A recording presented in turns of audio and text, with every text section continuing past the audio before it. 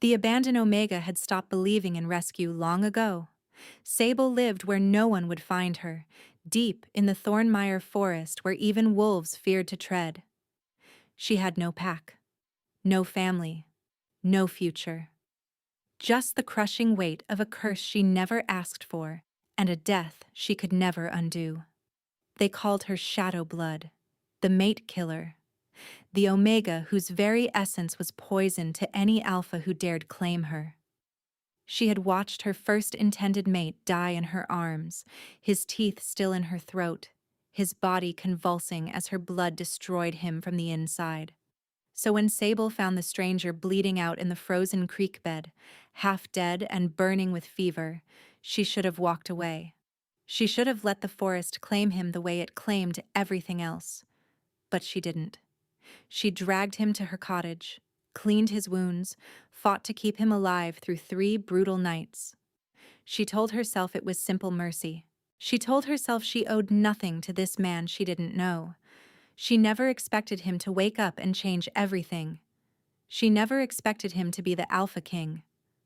And she certainly never expected him to offer her the one thing she'd been denied her entire life: belonging. But kings don't rescue cursed Omegas without reason, and Castiana Valdrin had a condition of his own. He needed her shadow blood to survive. Neither of them understood that survival would be the least of what they'd give each other. The storm had been screaming for 3 days. Sable pressed another log into the dying fire, watching sparks spiral up toward the cracked chimney. Her cottage groaned against the wind, old bones protesting the assault. She'd patched the roof twice this winter already. It wouldn't survive a third time. Outside, the Thornmire forest bent and howled. No sane creature ventured out in weather like this. No sane creature lived out here at all. That's what made her perfect for it. Sable pulled her threadbare shawl tighter and moved to check her meager food stores. Half a sack of grain, some dried venison from a deer that had wandered too close last autumn. Enough to last perhaps another week if she rationed carefully. After that, she'd have to venture toward the village. Wear her hood, keep her head down, trade pelts for supplies while pretending she didn't see the way they looked at her. Mate killer, shadow blood, monster. She'd heard all the whispers. She'd learned to let them slide off her like rain off stone. What choice did she have? The alternative was dying alone in the woods, and despite everything, some stubborn part of Sable refused to give them that satisfaction. The wind shifted, and she paused. There was something else beneath the storm's fury, a sound that didn't belong.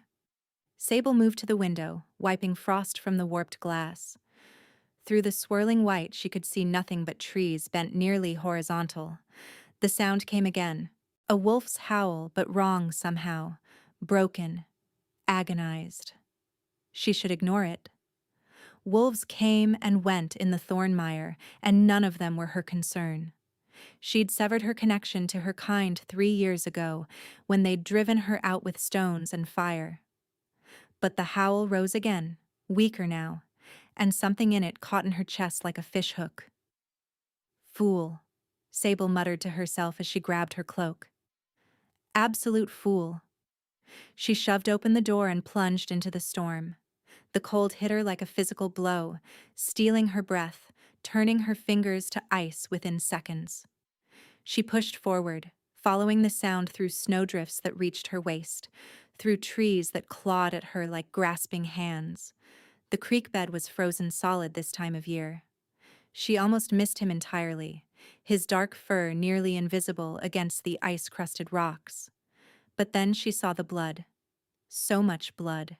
A crimson stain spreading across the white, steaming in the frozen air. A wolf lay crumpled at the water's edge, massive, black as midnight, and dying. Sable approached cautiously, her heart pounding. Wild wolves were dangerous enough. Injured ones were unpredictable. And this one, even half dead and bleeding out, radiated a power that made her wolf whimper inside her. Her wolf. That pathetic, weakened thing that had been silent for 3 years. It stirred now, pressing against her consciousness with an urgency she didn't understand. "Easy," Sable whispered, crouching low. "I'm not going to hurt you." The wolf's eyes opened. Gold. Pure, burning gold that seemed to glow even in the storm's darkness. They fixed on her with an intelligence that was entirely too human, and Sable's breath caught. Then the wolf's form shimmered, blurred, and suddenly, it wasn't a wolf lying in the snow at all. It was a man, naked, bleeding from a wound in his side that looked like claw marks and something worse. Poison, maybe. His skin was deathly pale, but even so, Sable could see he was beautiful. The kind of beautiful that made her chest ache for reasons she refused to name.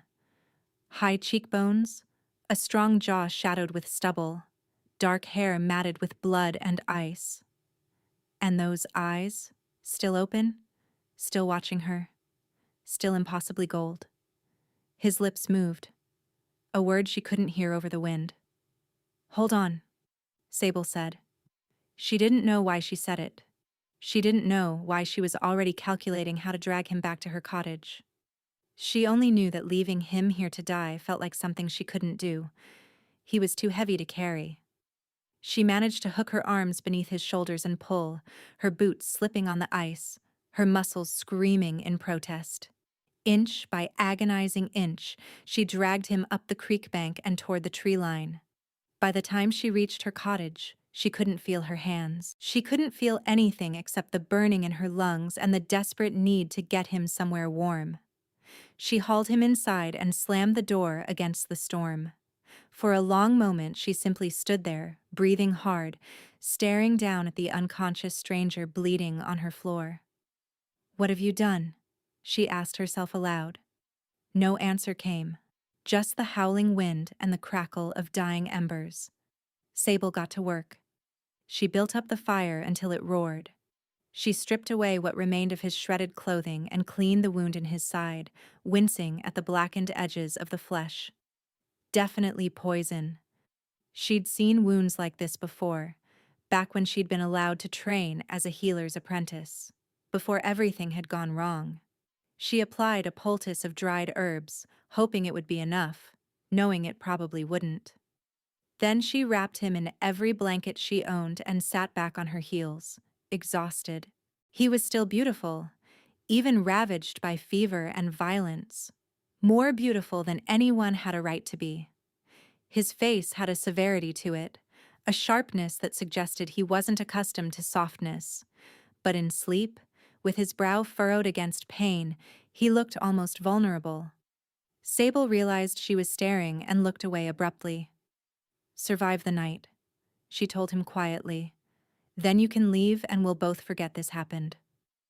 The hours crawled past. She dozed in the chair beside him, jerking awake every time his breathing changed, every time he moaned or shifted. The fever raged through him like wildfire, and she fought it with cool cloths and whispered prayers to gods she'd stopped believing in. Sometime near dawn, his eyes opened again. Sable lurched forward, pressing a hand to his chest to keep him from rising. His skin was furnace hot beneath her palm, but his gaze was clearer now, focused. "Don't move," she commanded. "You'll tear your stitches." He stared at her. Those gold eyes swept over her face, her tangled dark hair, her rough spun clothes, taking her measure in a single glance. "Where?" he rasped. His voice was deep, ruined by pain and disuse. "My cottage, Thornmire Forest." Sable kept her hand on his chest, feeling his heartbeat thunder beneath her fingers. "You were dying in the creek bed. I brought you here." Something flickered across his features. Confusion, maybe, or disbelief. "You saved me." It wasn't a question, but Sable nodded anyway. He was silent for a long moment. Then his hand came up, impossibly fast for someone so wounded, and closed around her wrist. Sable's heart stopped. His grip was iron, his eyes were molten gold. And when he spoke again, his voice held a command that vibrated through her very bones. "Who are you?" Sable's instinct screamed at her to pull away, to run. But his grip on her wrist wasn't painful, and something in his gaze held her frozen. "I'm no one," she said carefully. "Just an Omega who lives alone in these woods." His eyes narrowed. "No one lives in the Thornmire. The Pax declared it cursed territory decades ago." "Then I suppose I fit right in?" She hadn't meant to say it. The words slipped out before she could stop them, bitter and honest in a way she rarely allowed herself to be. The stranger studied her for a long, uncomfortable moment. Then his grip loosened, and Sable snatched her hand back, rubbing her wrist though it didn't hurt. "You should rest," she said, standing abruptly. "The poison in your wound was severe. I've done what I can, but you need time to heal." "Poison." He tested the word as if confirming something he already knew. His jaw tightened. "Shadowbane." Sable paused in the act of reaching for her water pitcher.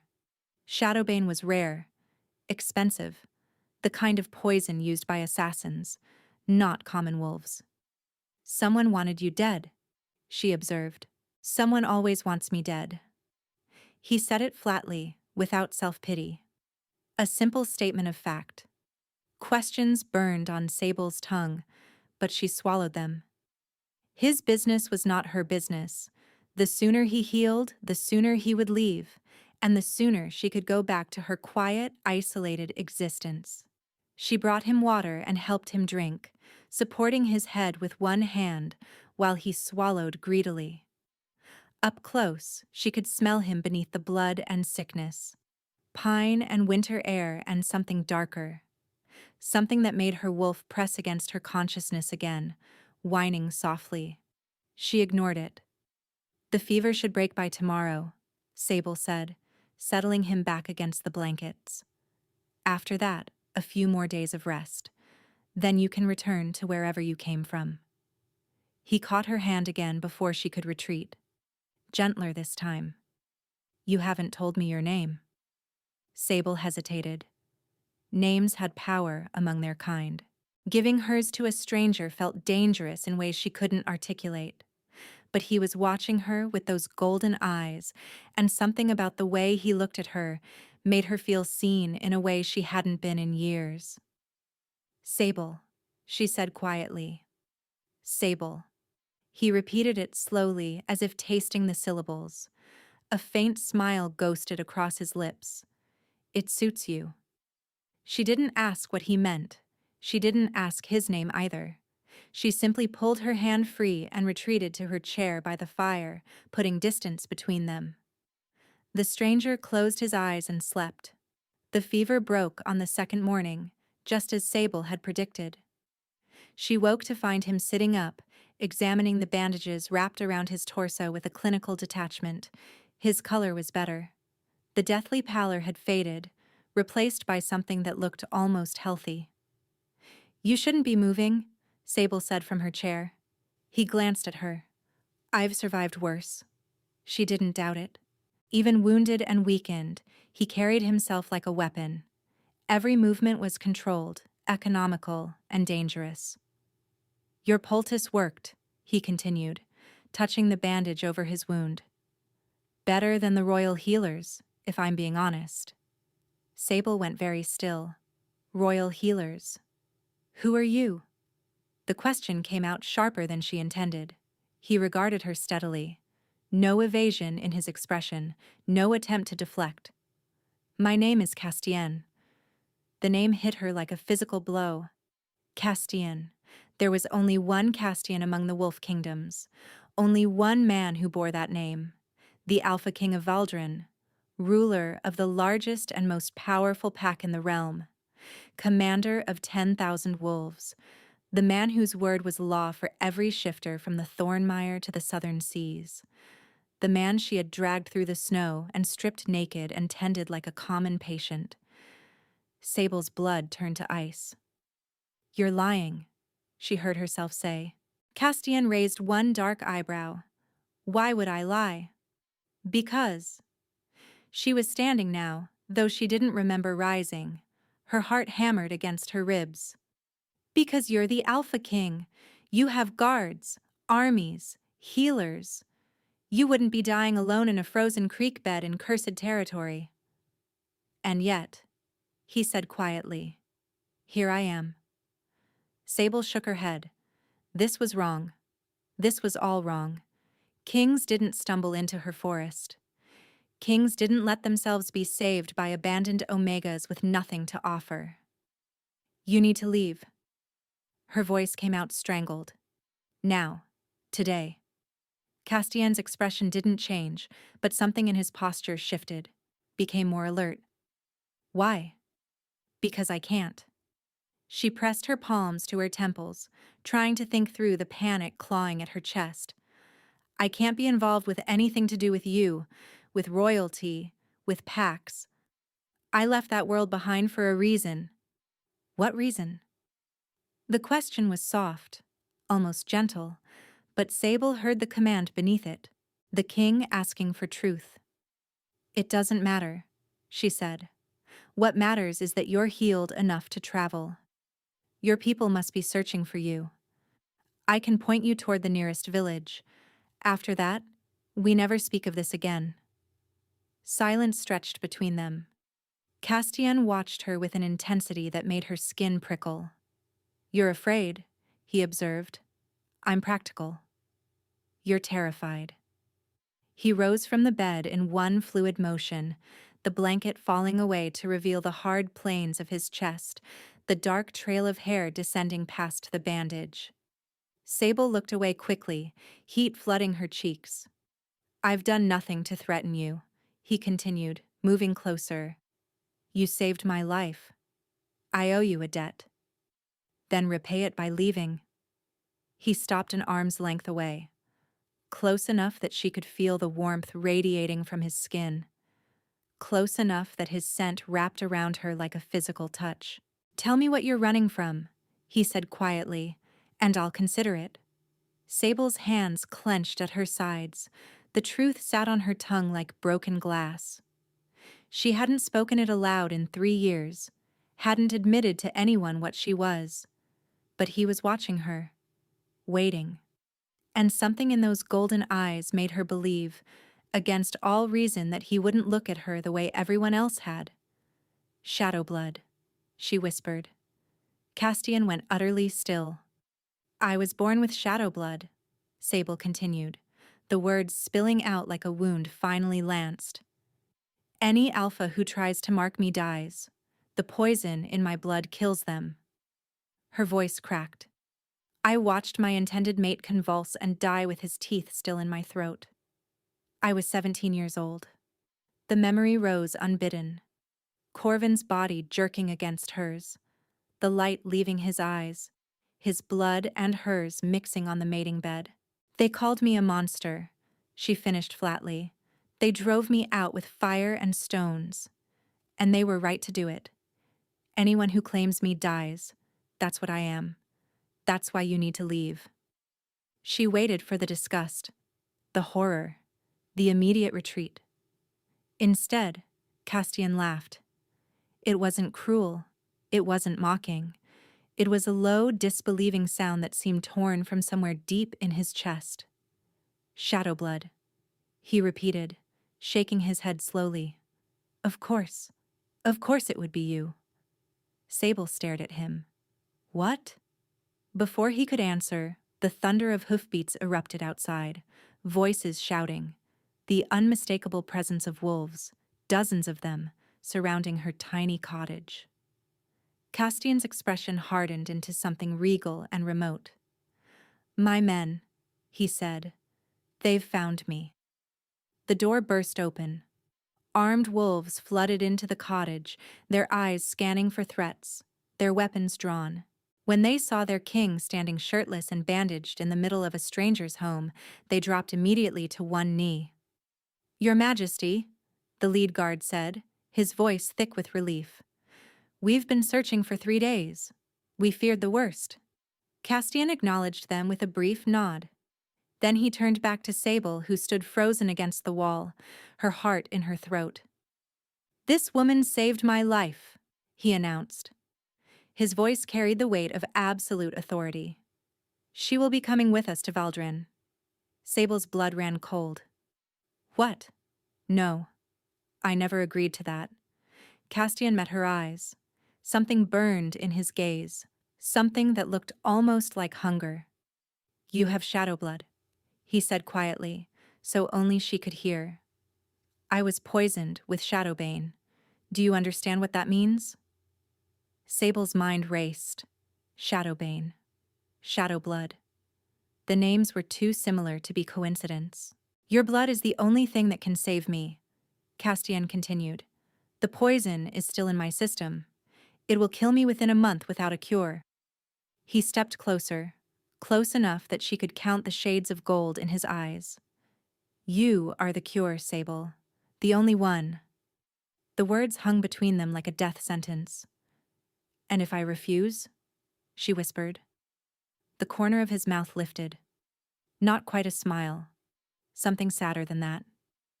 Then I die, he said simply. And you go back to being alone in your cursed forest. The choice is yours. The carriage rattled along the frozen road, carrying Sable away from the only home she'd known for 3 years. She sat rigid on the velvet seat, her hands clasped tightly in her lap, watching the Thornmire forest disappear through the frost-covered window. She was a fool. An absolute fool. She could have refused. Could have let the Alpha King ride away to die of his poison, while she returned to her quiet, isolated existence. No one would have blamed her. No one would have even known. But she hadn't refused, because when Castian had looked at her with those golden eyes and spoken of death with such casual acceptance, something inside her had cracked open. Something she'd thought long dead. She didn't want him to die. It was that simple, and that terrifying. The carriage was luxurious in a way Sable had never experienced. Thick cushions, fur blankets to ward off the cold. Even a small brazier filled with glowing coals. The guards had offered her hot cider and fresh bread when they'd stopped briefly to rest the horses. They treated her like she mattered, like she was someone worth protecting. It made her deeply uncomfortable. Castian rode alongside the carriage on a massive black stallion, surrounded by his personal guard. She caught glimpses of him through the window. Straight-backed and commanding despite the bandage still wrapped beneath his traveling cloak. Every inch a king. He hadn't spoken to her since they'd left the cottage, hadn't explained anything beyond his initial declaration, just informed his men that she was to be given every comfort and respect, then mounted his horse and taken his place at the head of the procession, as if she were already something that belonged to him. Sable pressed her forehead against the cold glass and tried not to think about what awaited her in Valdrin. The palace rose from the surrounding city like a mountain of white stone and gleaming towers. Sable had never seen anything so large, so impossibly grand. The entire Thornmire could have fit inside its walls with room to spare.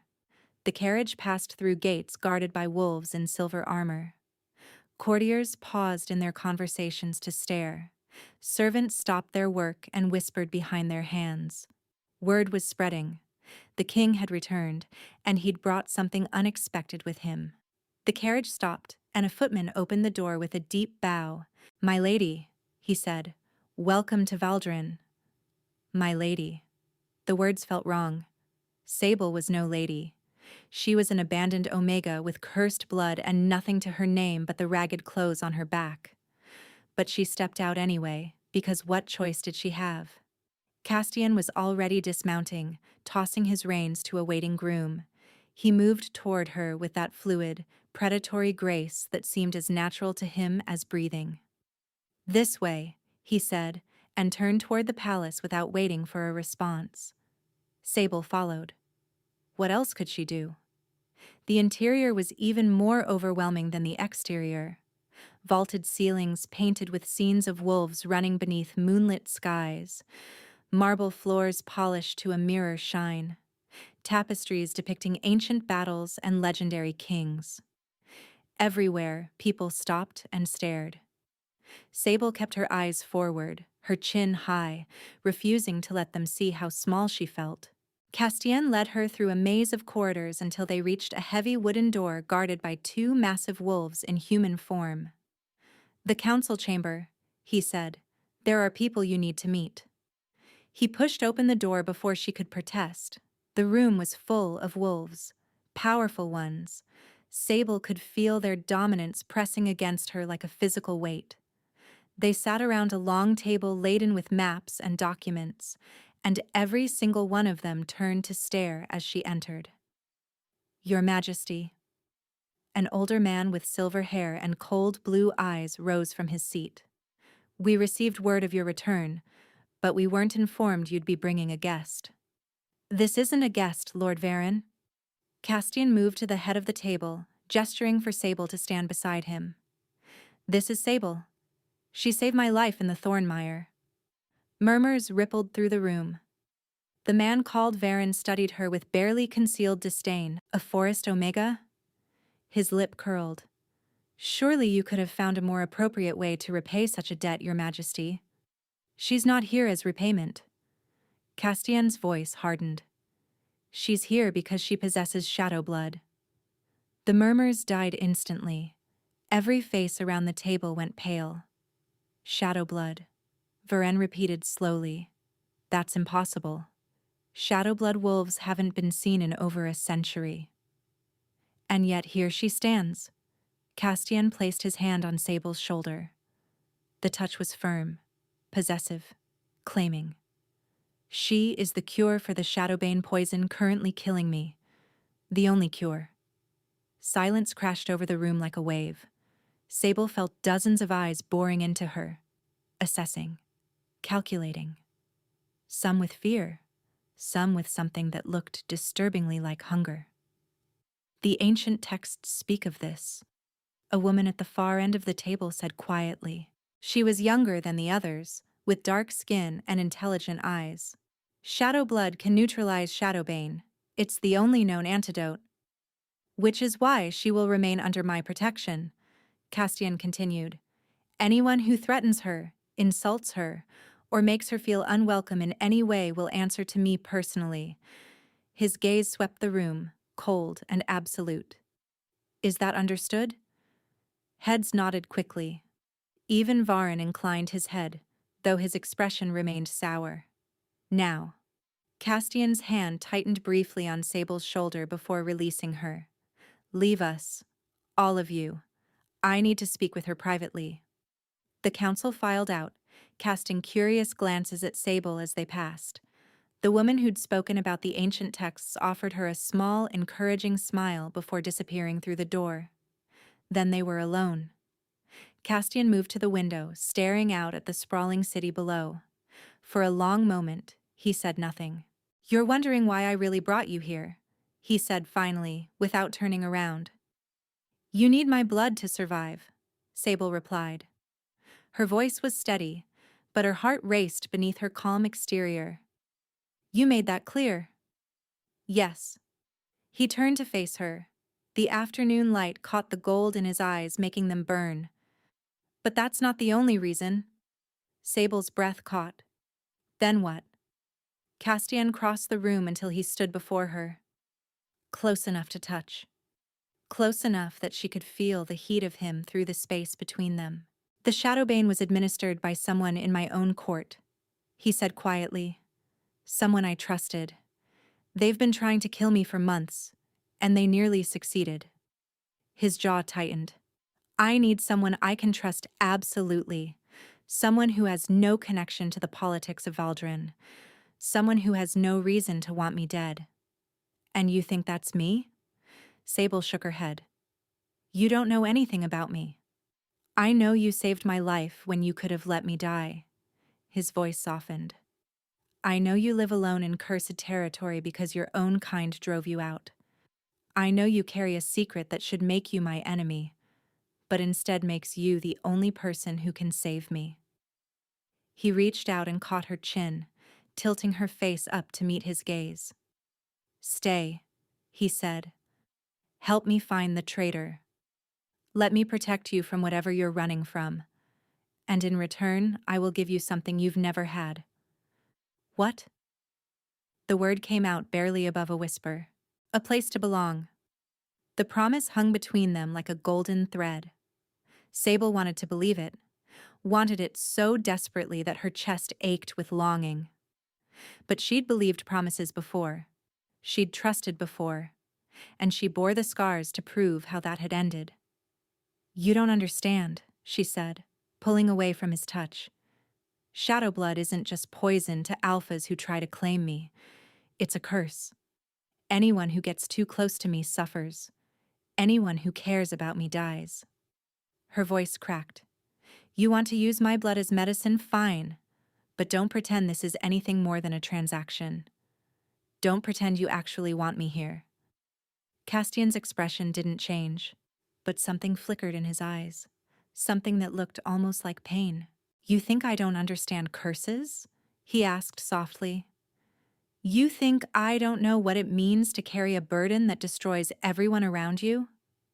Before Sable could respond, he reached up and unfastened the collar of his traveling cloak. Then he pulled down the edge of his shirt, revealing his chest.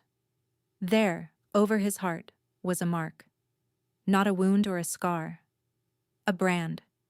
A symbol burned into his skin that pulsed with faint, sickly light. "Every Alpha King of Valdrin is marked at birth," Castian said flatly. "It binds our wolf to the throne, gives us the power to rule." His eyes met hers.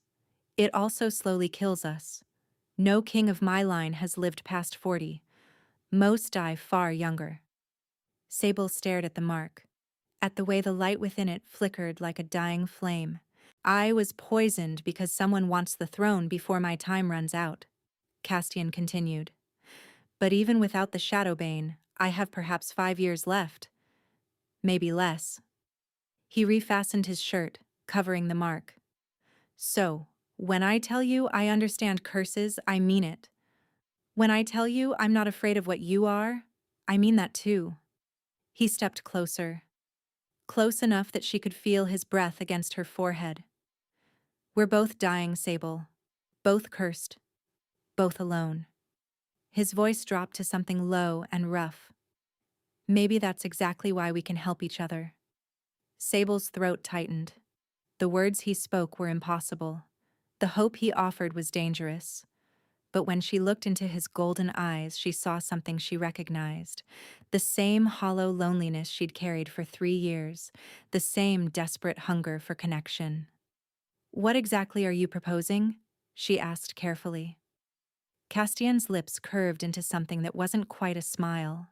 "A partnership," he said. "You help me survive long enough to find my would-be assassin. In return, I give you protection, comfort, and a place in my household." He paused. "And when we've caught the traitor, if you wish to leave, I won't stop you." It was reasonable, measured, a fair exchange between two people who had nothing left to lose.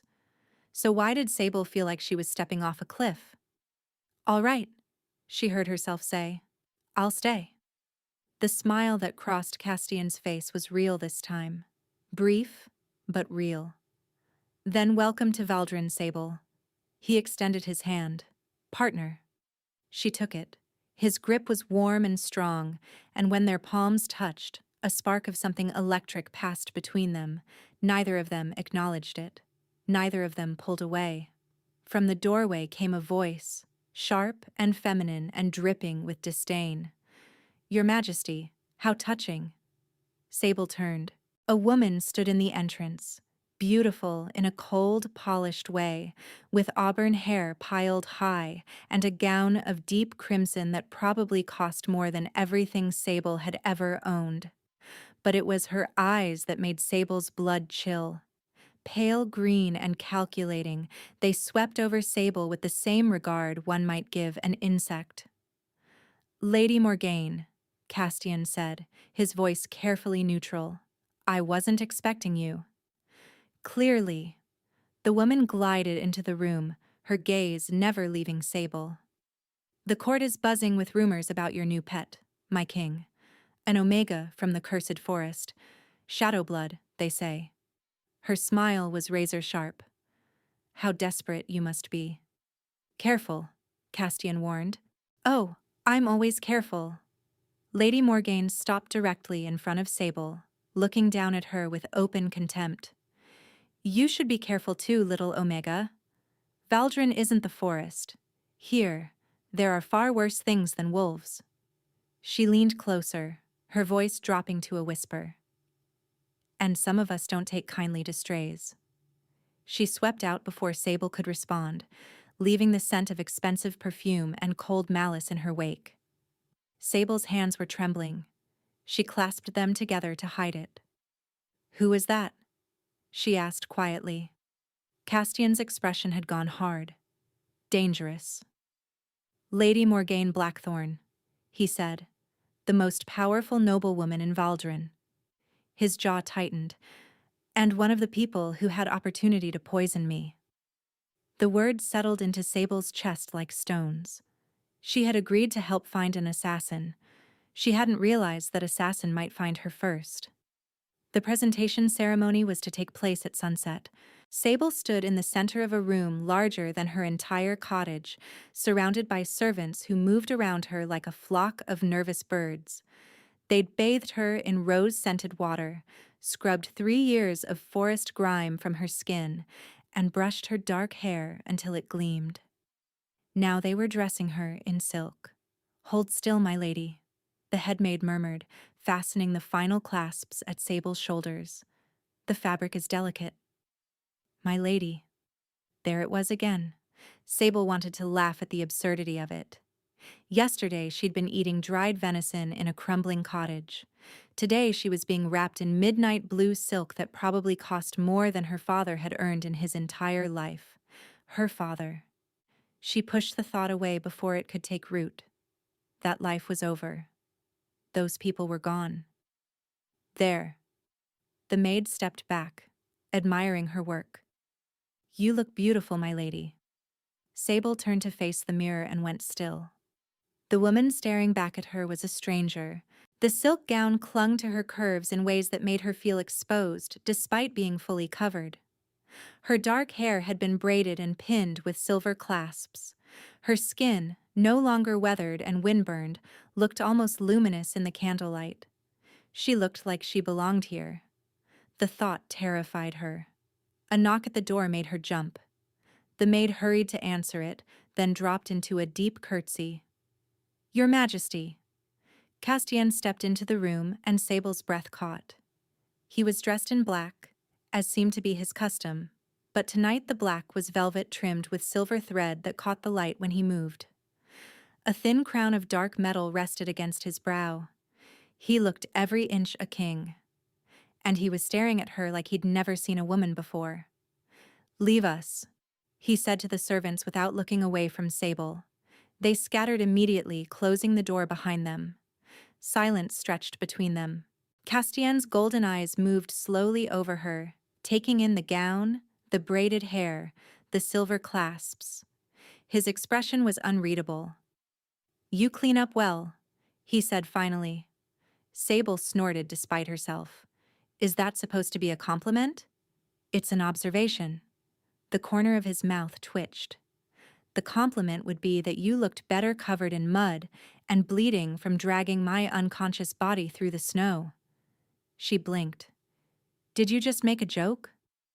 I've been known to occasionally. He moved closer, and Sable caught his scent again. Pine and winter and that underlying darkness that made her wolf stir restlessly. The ceremony will begin soon. I wanted to prepare you for what to expect. More staring? More whispers? She kept her voice light, but her hands had begun to tremble.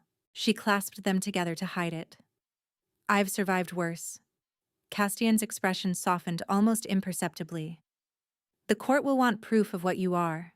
They'll want to see shadow blood demonstrated. Sable's stomach dropped. How? A small cut.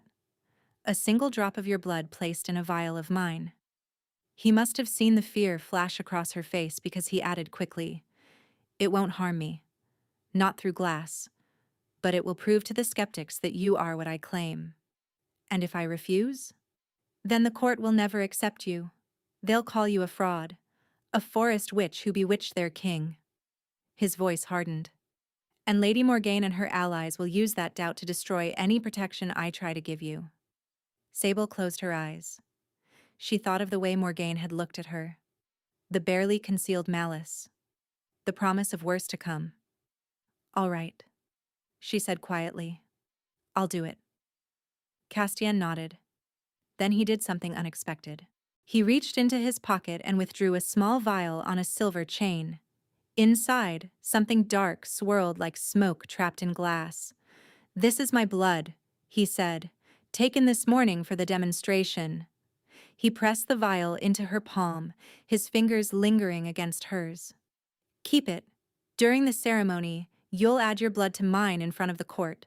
When they see the reaction, no one will question what you are. Sable stared at the vial, his blood, the blood of an alpha king, in her hand. Why give this to me now? She asked. Castian's eyes met hers. Because I want you to understand something. His voice dropped low. My blood is in your hands. Literally. If you wanted to destroy me, you could. You could walk into that ceremony and expose the vial to open air. Watch my blood burn from the inside out. His jaw tightened. I'm trusting you with the weapon that could kill me. The weight of the vial suddenly felt immense. Why? Sable whispered. Because trust has to start somewhere. He pulled back, and the moment of vulnerability was gone, replaced by his usual cold composure. The ceremony begins in an hour. I'll send someone to escort you. He was halfway to the door when Sable found her voice. Castian. He paused but didn't turn. Thank you, she said, for trusting me. For a long moment, he was silent. Then quietly, don't make me regret it. He was gone before she could respond. The great hall was filled with wolves. Sable stood at the entrance, her heart pounding against her ribs, and tried not to let the panic show on her face. Hundreds of them, maybe thousands. Nobles in silks and velvets, warriors in polished armor, servants lining the walls, all of them watching as the doors swung open to reveal her. Whispers erupted immediately. That's her? The Forest Omega? She doesn't look cursed. Shadowblood is just a legend. The king has lost his mind. Sable lifted her chin and walked forward. The aisle stretched endlessly before her. At the far end, on a raised dais, Castian sat upon a throne of black stone. His crown gleamed in the torchlight. His expression revealed nothing, but his eyes. His eyes tracked her every step, burning gold in the firelight. She climbed the steps to the dais and stopped before him. The hall went silent. Kneel, an advisor announced, before your king. Sable hesitated. Kneeling felt wrong somehow, submissive in a way that grated against every instinct she possessed. But Castian rose from his throne before she could comply.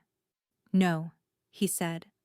His voice carried through the hall, silencing the remaining whispers. She will not kneel. Shock rippled through the crowd. The advisor sputtered. Your Majesty, tradition demands that those who save the king's life be honored, not humiliated. Castian descended the steps until he stood directly before Sable, close enough to touch. She pulled me from death when she could have let me die. She owes me nothing. If anyone should kneel, it's the court before her. The silence that followed was deafening. Sable couldn't breathe, couldn't think. He was defending her, publicly, in front of his entire court. The demonstration, Castian said, turning to address the assembled wolves. You want proof of what she is, you'll have it. He extended his hand toward Sable, and she understood. She pulled the vial from where she'd hidden it in her sleeve and held it up for all to see. My blood, Castian announced, contained within glass, harmless. He produced a small silver knife and held it out to her. Your blood now, a single drop. Sable's hands trembled as she took the knife. She pressed the blade to her thumb, wincing as it bit into her flesh. A bead of dark blood welled up. Now add it to the vial, Castian instructed. She uncorked the vial and let her blood fall. The reaction was instant. The dark liquid inside began to glow, faint at first, then brighter, until the entire vial pulsed with silvery light. The mixture swirled violently, then settled into something new, something that shimmered like liquid moonlight. Gasps echoed through the hall. Shadow blood, someone breathed. It's real. The legends are real. Castian took the vial from her hands and held it high.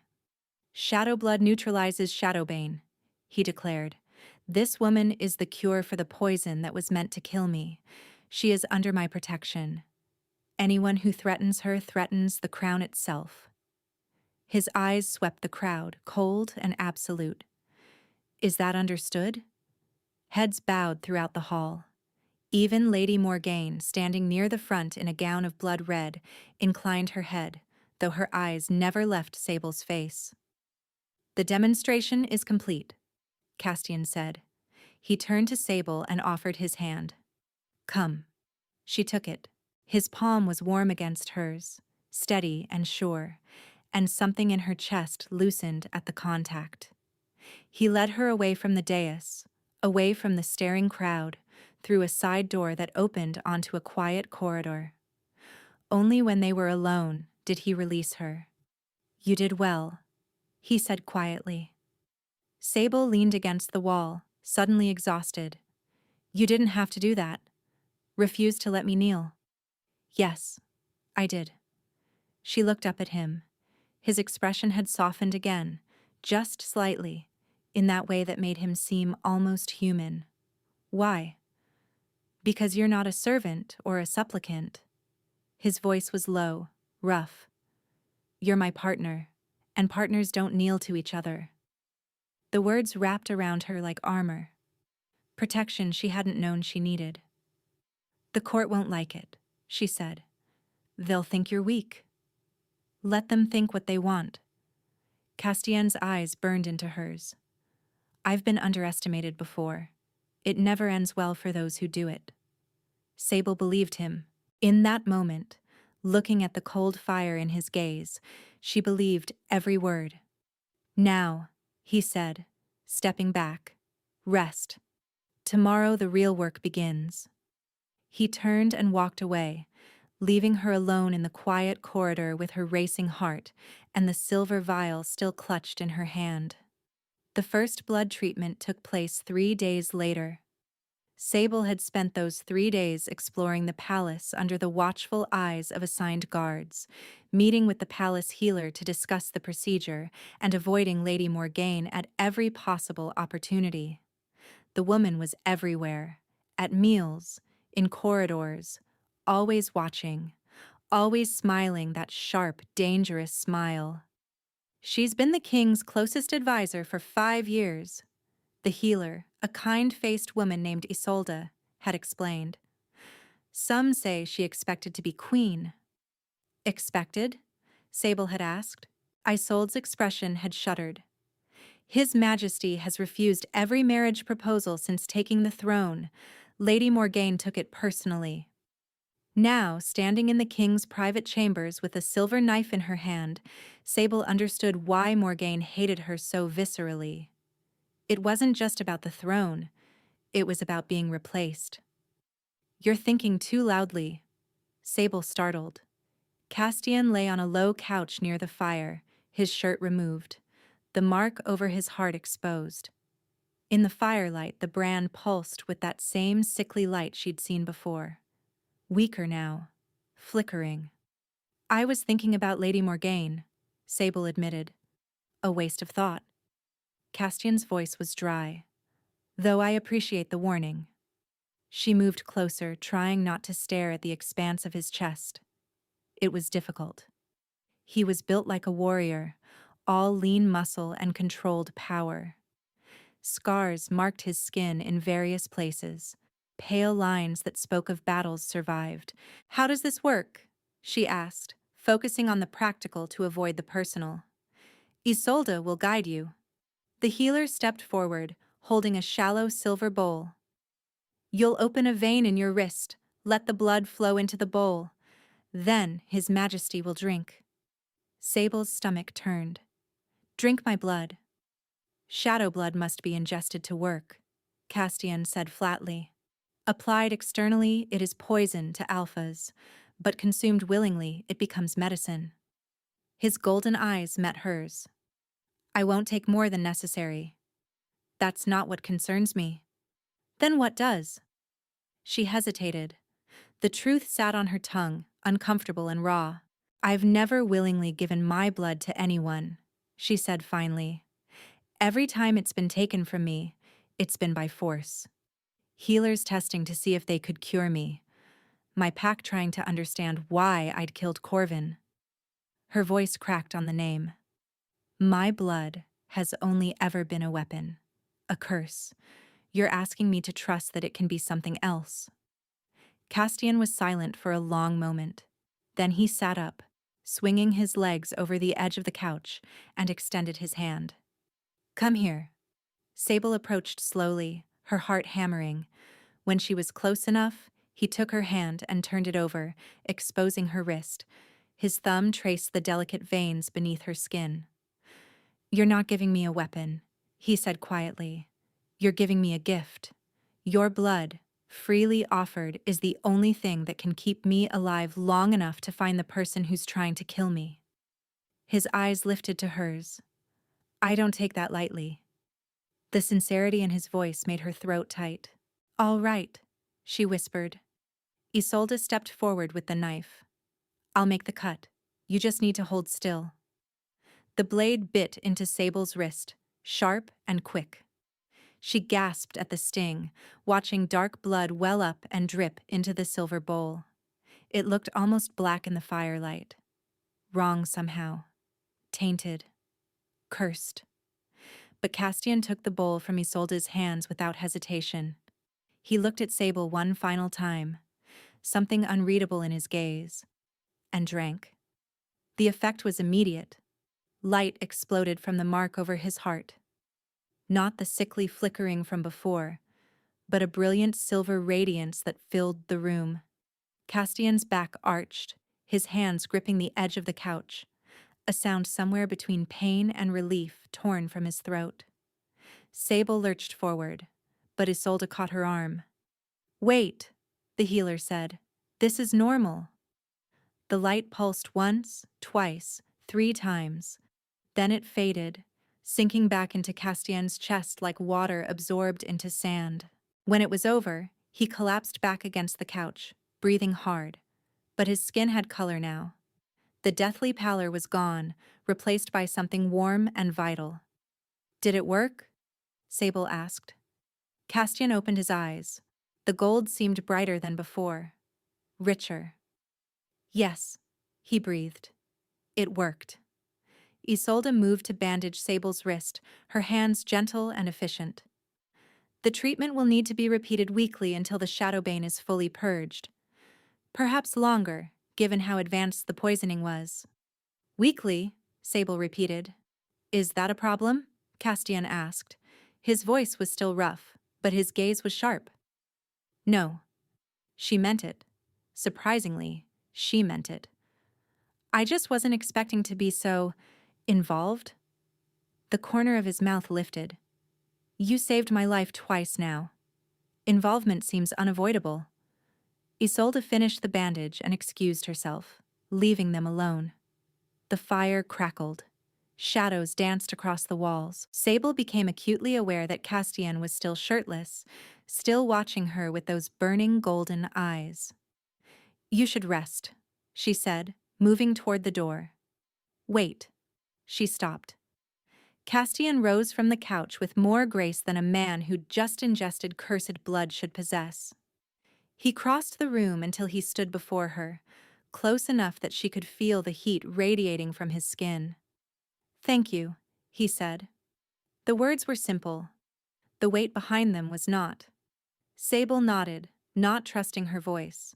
He reached up and touched her face, just his fingertips against her cheek, light as a breath. The contact sent electricity shooting through her veins. You're warm, he murmured.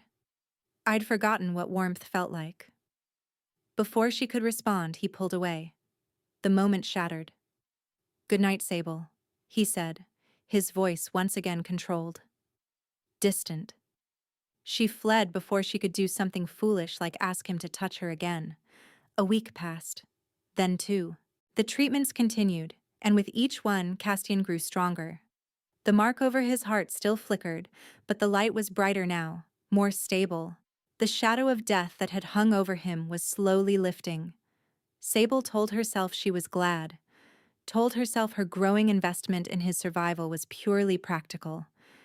They had a deal, a partnership, nothing more. But every time he looked at her with those golden eyes, every time his fingers brushed hers during the blood ritual, she felt the lie crumbling. She was falling for him. The realization came at the worst possible moment, during a formal dinner where she was seated at his right hand, while Lady Morgaine glared daggers from across the table. Castian had leaned close to refill her wineglass, and his breath had ghosted across her ear. "You're not eating." Such a simple observation, such mundane concern, and yet her heart had stuttered like a frightened rabbit. "I'm not hungry," she'd managed. Liar." His voice was warm with amusement. "You're always hungry. You finished 3 servings of venison last night when you thought no one was watching." Heat flooded her cheeks.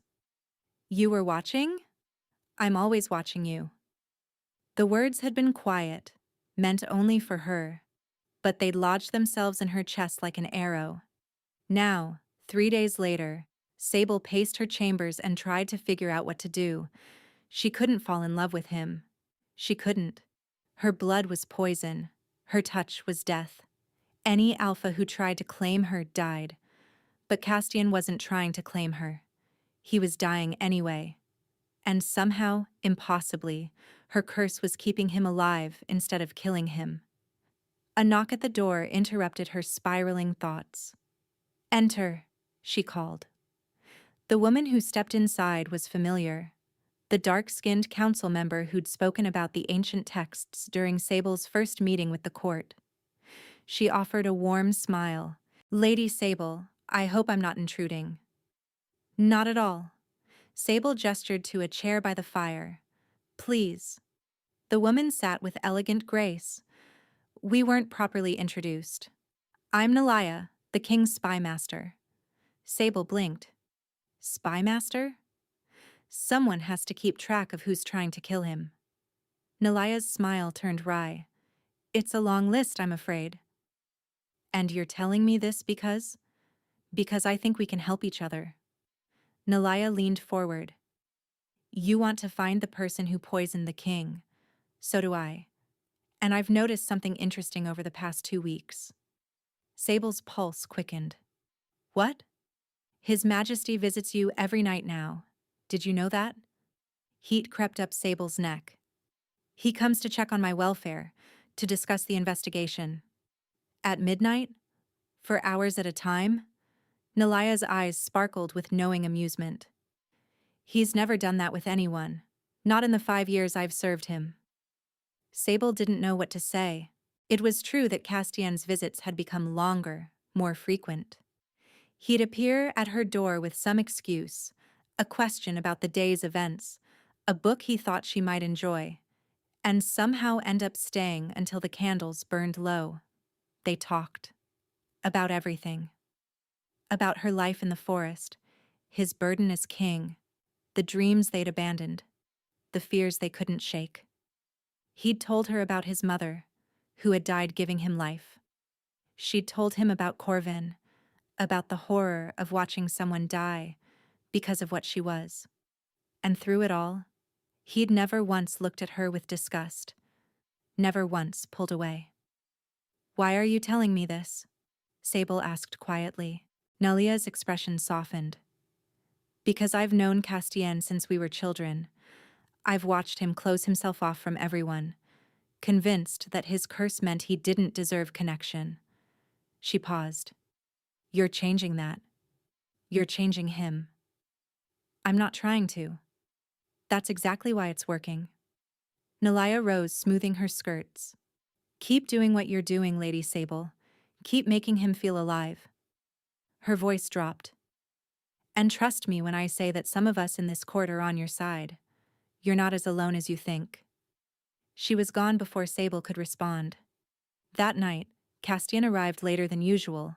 Sable was already in bed, reading by candlelight, when she heard the knock. Her heart jumped into her throat. Come in. He entered quietly, closing the door behind him. Tonight he wore no crown, no formal attire, just a simple black shirt unlaced at the throat and dark trousers. His hair was loose around his shoulders. He looked exhausted, and beautiful, and unbearably human. I shouldn't be here, he said. Sable set her book aside. And yet you are. And yet I am. He crossed to the chair by her bed and sank into it, running a hand through his hair. I can't sleep. The mark? No. The mark is stable for now. He was quiet for a moment. It's you. Sable's breath caught. Me? Castian lifted his head, and his golden eyes burned in the candlelight. I keep thinking about you. Your voice. Your face. The way you look at me like I'm a man instead of a king. His jaw tightened. I haven't been able to think about anything else for days. The confession hung between them like smoke. Castian, Sable whispered. I know. His voice was rough. I know what you are, what your blood does to alphas. I know I shouldn't want you. He leaned forward, bracing his elbows on his knees. But I do. Gods help me, I do. Sable's hands trembled beneath the blankets. She should tell him to leave, should remind him of the danger, the impossibility, and the curse that would kill him if he tried to claim her. Instead, she said, Stay. Castian's eyes widened. Sable. Just tonight. Her voice cracked. Just stay with me. We don't have to do anything. She swallowed hard. I don't want to be alone anymore. For a long moment he didn't move. Then slowly he rose from the chair and crossed to the bed. He lay down beside her, above the covers, keeping a careful distance between them. But his hand found hers in the darkness, his fingers intertwining with hers. Neither do I, he admitted quietly.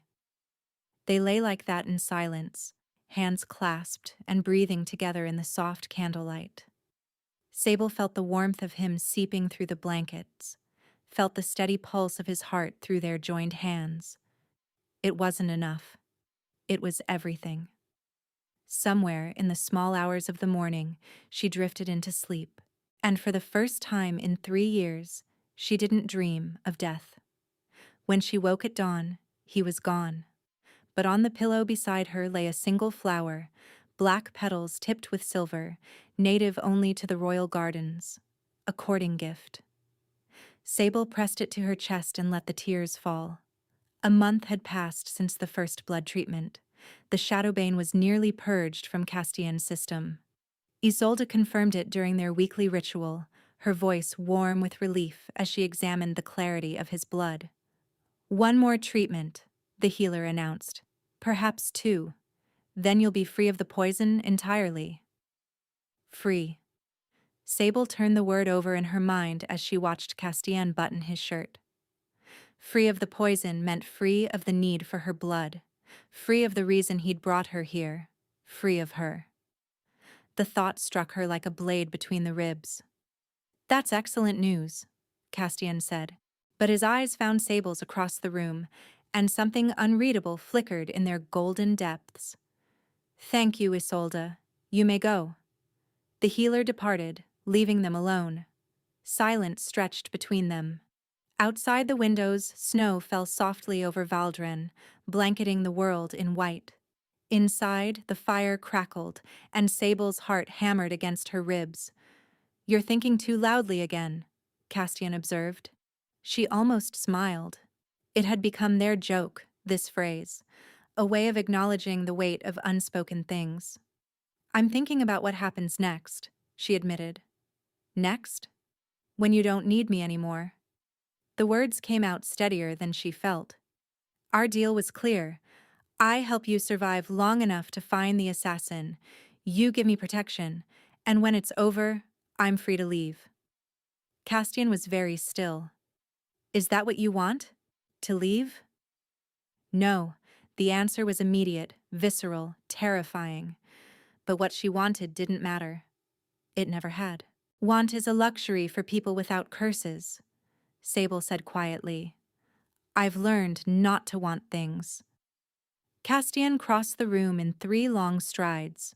Before she could react, his hands were cupping her face, tilting it up to meet his burning gaze. Then unlearn it, he said roughly. Want something? Want me? Sable's breath shattered. Castian, I can't. You know what I am, what my blood does. Any alpha who tries to claim me dies. Yes, you've told me. His thumbs traced her cheekbones, featherlight and devastating. But I'm already dying, Sable. The mark will kill me within 5 years. Probably less. His voice dropped to something raw and broken. If I'm going to die anyway, I'd rather die having known what it feels like to love someone. Love. The word hung between them like a held breath. You don't love me, Sable whispered. You can't. I've been told what I can and cannot do my entire life. Castian's forehead dropped to rest against hers. I'm tired of listening. His mouth found hers. The kiss was gentle at first. Questioning. A request rather than a demand. Sable's hands came up to grip his shoulders, meaning to push him away. But somehow they pulled him closer instead. He tasted like winter and wanting, and something she'd never allowed herself to name. When they finally broke apart, both breathing hard, Castian's eyes were molten gold. Stay, he said. Not because of our deal. Not because I need your blood. Stay, because I need you. Sable's vision blurred with tears. You don't know what you're asking. I know exactly what I'm asking. His hand slid into her hair, tilting her head back. I'm asking you to let me love you, even if it kills me. It will kill you. Her voice cracked. That's the point. That's what I am. Then I'll die happy. He kissed her again, deeper this time, and Sable felt her resolve crumbling like sand beneath waves. Stay, please. She should say no, should walk away, should protect him from herself. Instead, she said, yes. The next 3 weeks were the happiest of Sable's life. Castian courted her properly, with flowers and gifts and stolen moments in quiet corridors. He took her riding through the palace grounds, teaching her to sit a horse properly instead of clinging to its mane in terror. He brought her to his private library, showed her books of poetry that had belonged to his mother, read her passages by firelight until she fell asleep against his shoulder. And every night, he came to her chambers. Not to claim her, not to do anything that might trigger her curse, but simply to be with her, to talk, to hold her hand, to fall asleep beside her and wake tangled together. The court noticed. Of course they noticed. Whispers followed them everywhere. The king is besotted with the forest Omega. He's lost his mind. She'll be the death of him. Lady Morgaine is furious. Sable tried to ignore the whispers, tried to focus on the warmth of Castian's hand in hers, the way he looked at her like she was something precious instead of something cursed. But the fear never fully left her. It coiled in her chest like a serpent, waiting to strike. Because happiness, in Sable's experience, always came with a price. The assassination attempt came on a moonless night. Sable woke to the sound of shattering glass. Before she could move, hands closed around her throat. She thrashed, clawing at the fingers crushing her windpipe. In the darkness, she could see nothing but shadows, could smell nothing but blood and something chemical. Poison. The attacker leaned close and Sable caught a glimpse of a face hidden behind a black mask. But the scent. She knew that scent. Lady Morgaine sends her regards, a voice hissed. Sable's vision began to darken at the edges. Her lungs screamed for air.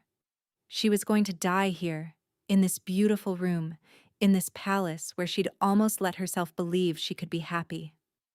Then the door exploded inward. Castian burst through in wolf form, massive and black and radiating fury. His jaws closed around the attacker's shoulder, ripping them away from Sable with a snarl that shook the walls. Sable gasped for breath, clutching her bruised throat. Through streaming eyes, she watched Castian tear the assassin apart. It was over in seconds. The attacker lay still on the floor, blood pooling beneath them, and Castian shifted back to human form. His hands found Sable immediately, running over her face, her throat, checking for damage. "Are you hurt?" His voice was ragged with fear. "Sable, are you—" "I'm fine." She was shaking, but alive. "Castian, I'm fine." He pulled her against his chest and held her so tightly she could barely breathe. But she didn't complain. She buried her face in his shoulder and let the tears come. "Morgaine," she managed between sobs. "The assassin said Lady Morgaine sent them." Castian's entire body went rigid. "Then she dies tonight," he said quietly. The cold certainty in his voice should have frightened her. Instead, it made her feel safe. They found Lady Morgaine in her chambers, calmly sipping wine as if she hadn't just ordered murder. Castian's guards had her surrounded within minutes. She didn't resist, didn't even seem surprised. Just set down her glass and smiled that razor-sharp smile. "Your Majesty," she said pleasantly. "I wondered how long it would take." "You poisoned me." Castian's voice was ice. "You sent assassins after the woman I love. Give me one reason I shouldn't kill you where you stand." Morgaine's eyes flickered to Sable, something ugly moving behind their pale green surface. "Love." She laughed, the sound brittle. "You love that creature? That shadow-blooded freak?" Her lip curled. "I've served you for 5 years. I've stood by your side through every battle, every crisis, and every assassination attempt. And you choose her?" "You were behind the other attempts too," Sable realized aloud. "Of course I was." Morgaine rose from her chair, spreading her hands. "The Shadowbane was just the most recent. I've been trying to kill him for years. Slowly, carefully, making it look like his curse was simply progressing faster than expected." Castian's hands clenched into fists. "Why?" "Because you were supposed to love me." The mask of composure finally cracked. "I waited. I was patient. I did everything right. And you couldn't even look at me." Her voice turned venomous. "So if I couldn't have you, no one would. You'd die. And I'd marry your successor. Finally become the queen I was always meant to be." The confession hung in the air like poison. "Guards," Castian said coldly. "Take her to the dungeons. She'll face trial at dawn." Morgaine laughed again, wild and unhinged. "Trial? You think this is over?" Her eyes fixed on Sable. "Did he tell you the truth about your precious curse, Omega? Did he tell you why Shadowblood wolves were hunted to extinction?" Sable's blood ran cold. "What are you talking about?" "Morgaine," Castian warned. "They weren't killed because they were dangerous," Morgaine continued, ignoring him. "They were killed because of what happens when an Alpha King claims one." Her smile turned cruel. "Ask him. Ask him about the prophecy." "Enough." Castian's voice cracked like a whip. "Remove her, now." The guards dragged Morgaine away, but her laughter echoed through the corridors long after she was gone. Sable turned to Castian, her heart pounding. "What prophecy?" she demanded. "What was she talking about?" Castian's face had gone pale. For the first time since she'd known him, he looked truly afraid. "Sable, please. Don't lie to me." Her voice shook. "I've been lied to my entire life. If there's something I need to know, tell me. Now." For a long moment he was silent. Then his shoulders slumped. "The curse on my bloodline," he said quietly. "The mark that kills every Alpha King. It was created by a shadow blood wolf centuries ago. Sable's world tilted. What? The first Alpha King betrayed his shadow blood mate, used her blood to fuel a spell that would make his line powerful beyond measure. Castian's voice was hollow. She cursed him with her dying breath, said that every king after him would carry her mark, would die young, never knowing love, just as she had died young and betrayed. Then why? Sable struggled to process. Why would my blood heal you? If a shadow blood wolf created the curse?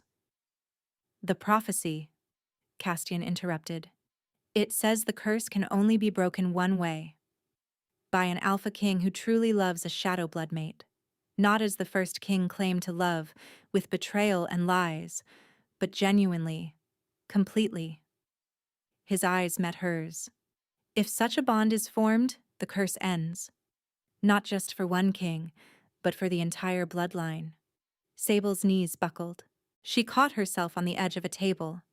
You knew, she breathed. You knew this whole time. That's why you brought me here. That's why you... No.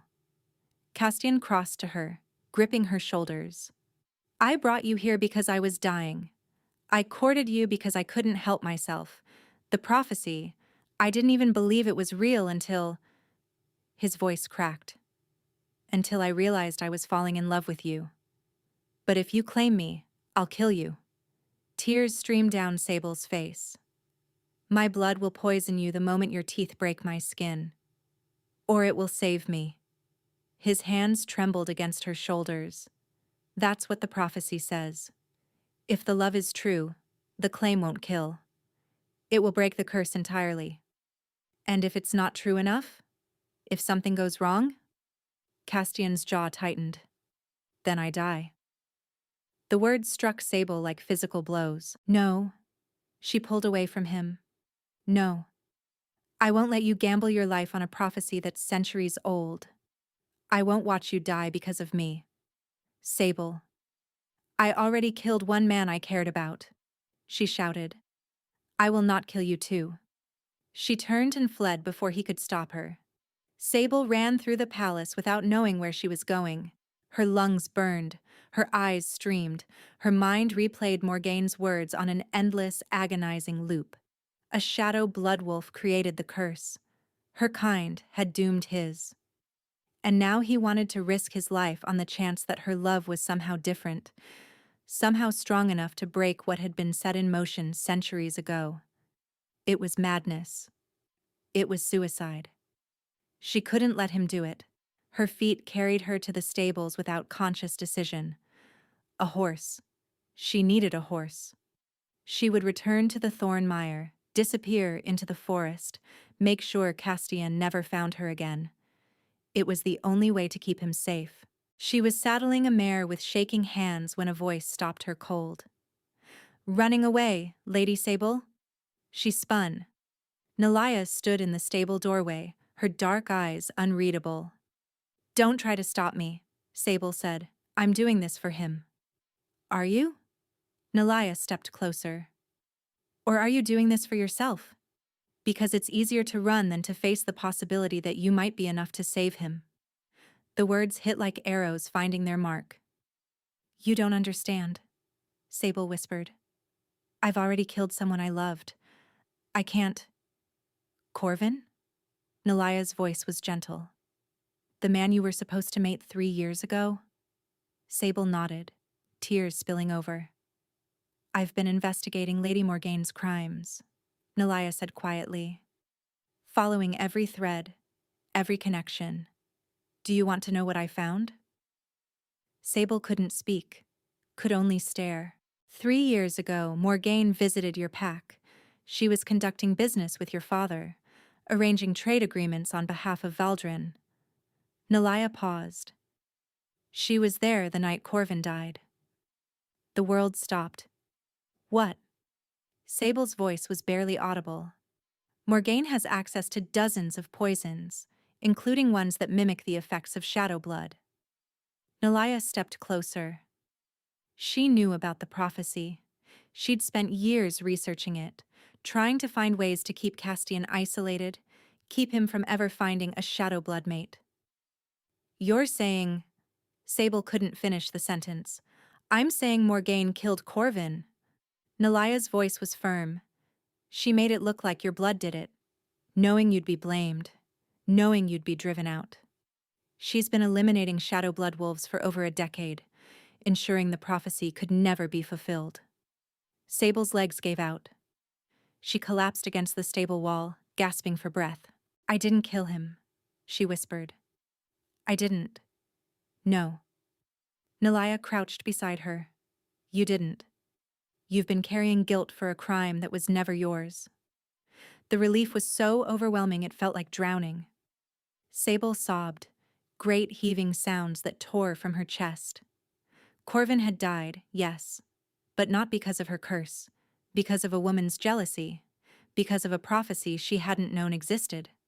For 3 years she'd believed herself a monster, and it had all been a lie. Sable. Nalaya gripped her shoulders. Listen to me. Morgaine is in the dungeons, but her poison is still working. She told you the truth about the prophecy to make you run. She wants you gone so Castian dies anyway. Sable looked up through streaming eyes. If you leave now, she wins. The curse continues. Every future king of Valdrin dies young and alone, just like the ones before. Nalaya's voice hardened. But if you stay, if you let Castian claim you, you could end it. All of it. What if it doesn't work? Sable whispered. What if my blood kills him anyway? Then at least he dies, knowing he was loved. Nalaya's expression softened. That's more than any king of his line has ever had. Sable thought of Castian, his golden eyes, his cold hands that had warmed against her skin. The way he looked at her, like she was the only person in the world who mattered. She thought of the first night they'd spent together, holding hands in the darkness, the flowers he'd left on her pillow, the poetry he'd read by firelight. She thought of his voice, rough and broken, saying, if I'm going to die anyway, I'd rather die having known what it feels like to love someone. Slowly, Sable rose to her feet. Where is he? She asked. She found him in his chambers, standing by the window, staring out at the falling snow. He didn't turn when she entered, didn't move at all. But she saw the tension in his shoulders, the rigid set of his spine. You came back, he said quietly. I came back. Sable closed the door behind her. I'm sorry I ran. Don't be. He finally turned, and she saw the devastation in his eyes, the certainty that he'd lost her. I should have told you about the prophecy from the beginning. I should have... Nalaya told me the truth. Sable crossed the room until she stood before him. About Morgaine, about what she did to Corvin. Castian's eyes widened. I didn't kill him, Sable said, and for the first time she believed it. She did. She's been hunting shadow blood wolves for years, making sure the prophecy could never come true. Sable, his voice cracked. I've been running my whole life, she continued, running from what I am, running from anyone who might get close enough to be hurt by me. She reached up and cupped his face in her hands. I'm tired of running. Castian's breath shuddered. I love you, Sable said. I love your cold hands and your golden eyes and the way you make me feel like I'm worth something. I love that you read me poetry and bring me flowers and stay with me through the night even though you could have anyone. Her voice broke. I love you, Castian, and I want you to claim me. His hands came up to grip her wrists. If it doesn't work, then we die together. She pulled his face down to hers. I'd rather die with you than live another day without you. Their mouths met in a kiss that tasted like salt and surrender. Castian's arms wrapped around her, pulling her against him with desperate strength. She felt his heart hammering against her chest, matching the wild rhythm of her own. When they broke apart, his eyes were liquid gold. Are you sure? He whispered. I've never been sure of anything. He lifted her in his arms and carried her to the bed. What followed was nothing like the careful, controlled intimacy they'd shared before. This was fire and need, and the desperate urgency of two people who had nothing left to lose. He undressed her slowly, reverently, pressing kisses to every inch of skin he revealed. She pulled at his clothes with shaking hands, needing to feel him against her. When their bodies finally came together, it was like coming home. They moved together in the darkness, lost in each other, and Sable felt something building inside her. Not just pleasure, but something deeper. Something ancient. The mate bond, forming at last. When the moment came, Castian's mouth found the curve of her neck. "I love you," he breathed against her skin. Then his teeth broke through. Sable screamed. Not in pain, but in ecstasy. Light exploded behind her eyes, silver and gold intertwined. She felt her blood flowing into him, felt her curse rising up to claim its due. For one terrible moment she thought it hadn't worked. Thought she felt death reaching for him. Then the mark over his heart erupted. Light poured from it, blinding and brilliant, filling the room like a second sun. Castian's body arched against hers, a sound somewhere between agony and relief torn from his throat. And then, impossibly, the mark began to fade. Sable watched in wonder as the brand that had doomed generations of kings simply dissolved, like shadows fleeing before dawn. When it was over, Castian collapsed against her, breathing hard. "Castian?" Her voice trembled. "Are you?" He lifted his head. His eyes were still gold, but warmer now, brighter. "It's gone," he said, sounding dazed. "The mark, the curse." His hand found her face, cupping her cheek with fingers that were finally, blessedly warm. "It's gone." Sable began to cry, not from sorrow this time, but from pure, overwhelming joy. "We did it," she whispered. "We actually did it." Castian kissed her, soft and sweet and full of promise. "You did it," he corrected. "You saved me. We saved each other." He smiled, a real smile, unguarded and beautiful. "Yes," he agreed. "We did." 4 months later, the royal gardens were in full bloom. Sable walked among the flowers, her hand resting on the gentle swell of her belly. 4 months pregnant with their first child, and still she sometimes couldn't believe this was her life. Queen of Valdrin, mate to the Alpha King, carrying the first heir in generations who would be born free of any curse. "You're thinking too loudly again." She turned to find Castian approaching, his golden eyes warm with love. He'd changed in the months since the curse broke. The cold that had lived in him was gone, replaced by warmth that seemed to radiate from his very core. "I'm thinking about how happy I am," Sable admitted. He pulled her into his arms, careful of her belly. "That's allowed. Is it?" She smiled up at him. "I'm still getting used to it." "Get used to it." He kissed her forehead. "I plan to make you happy for the rest of our lives." From across the garden, Nalaya waved. Beside her stood Isolde, and a handful of other women who had become Sable's friends in the months since her coronation. They were setting up a table for the afternoon tea Sable had planned. Lady Morgaine was gone. Tried and executed for treason, her crimes laid bare before the entire kingdom. The shadow blood wolves she'd murdered had been mourned properly at last, and deep in the Thornmire forest, a small cottage stood empty. Sable had visited it once, after everything was over. Had stood in the doorway where she dragged a dying stranger and thanked whatever gods existed that she hadn't let him die. "Do you ever think about it?" she asked Castian now. "What would have happened if I'd just walked away that night?" "Every day," he admitted.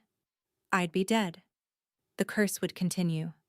My son would be doomed before he was even born." He kissed her again, deeper this time. "But you didn't walk away. You saved me. You saved all of us." Sable leaned into his embrace, breathing in his scent. Pine and warmth and love. "We saved each other," she said. It was true. They'd both been broken when they met, both carrying curses they thought would destroy them, both convinced they didn't deserve love. They'd been wrong about all of it. Castian's hand found hers, intertwining their fingers. "Come," he said. "Your friends are waiting." They walked through the garden together, toward the sunlight and the laughter and the future that stretched before them, bright and beautiful and finally free. Shadow blood and royal curse, death and love. In the end, it was love that won. It was always going to be love.